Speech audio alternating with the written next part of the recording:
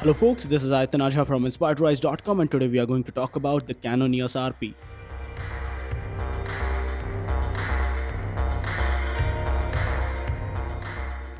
So guys, the Canon EOS RP comes with a 0.39-inch OLED viewfinder, a 3-inch LCD display. It weighs just around 440 grams and it's quite lightweight, and it has 4779 autofocus points. And if we talk about the innards, it comes with a Digic 8 processor. It's a full frame camera and has a 26.2 megapixel sensor, which is a downgrade from the Canon EOS R. It has a hot shoe mount which can be used with third-party flashes. And now let's talk about the build and design. It has got a magnesium alloy body with polycarbonate used in many places, and it has no dust and splash protection. If I talk about the viewfinder, it's good and it has an articulating touchscreen display. Overall, the build is solid, and in connectivity, it has USB-C, HDMI out, 3.5mm, a microphone out separately, remote control, Wi-Fi as well as Bluetooth. The battery can be charged via the USB-C port on the side, which is a good option for a lot of people. You can shoot 4K time-lapse videos on this one, and 1080p HDR videos are also possible as said by Canon. It has a huge 1.75x crop factor in the 4K videos, which is pretty noticeable and a serious letdown for a lot of videographers out there. And 200 to 250 shots are possible on a full charge. The battery life is seriously not that great,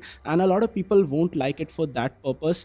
There's no dual pixel autofocus in 4K videos. You can switch on the eye tracking focus, but it's not really that good.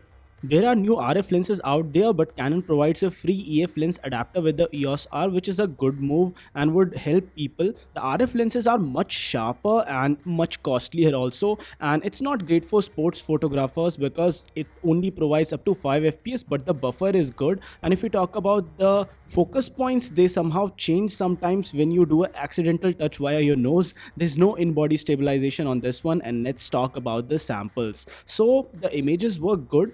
The colors were realistic. The white balance sometimes went off while using the auto mode, and sometimes the saturation went a little bit higher with the auto mode. But overall, I felt that the colors were pleasing and the sharpness was on point in almost all of the images. The video camera capabilities are not really that great, but if you use an RF lens, the sharpness is really on point, and the 26.2 megapixel sensor is still good for a lot of photographers out there. And I would like to stress on the fact that if you are gonna shoot in RAW and do some nice editing in Lightroom later, you would get much better pictures out of this camera, because the straight JPEGs out of this camera were okay, but not really the best that it has to offer.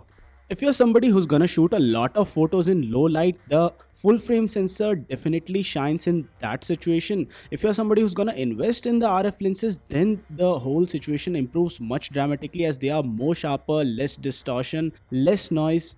The camera's card slot is at the bottom and it's not easily reachable when it's on a tripod mount, and the plastic used on this body is significantly higher when compared to few other cameras by Canon. And if you're somebody who's gonna use this camera a lot, the pricing matters. It's priced around $1,300 or 1.1 lakh INR for the base package, and at such a price, it's an decent camera for a lot of photographers. But if you're somebody who's gonna venture into videos, I would ask you to steer clear of this because of the huge crop factor, because of the fact that the video is sharp but it's not as good as a lot of other competition out there. The LCD monitor turns off when you're using an HDMI out on this camera, and you're not able to use the touchscreen at that point of time. There's no 24 fps video recording option while you're shooting in full HD, and that's something different. I guess all of these issues can be fixed via firmware update, and if Canon really sets out to fix those things, they can be fixed. It's an okay camera for a lot of people,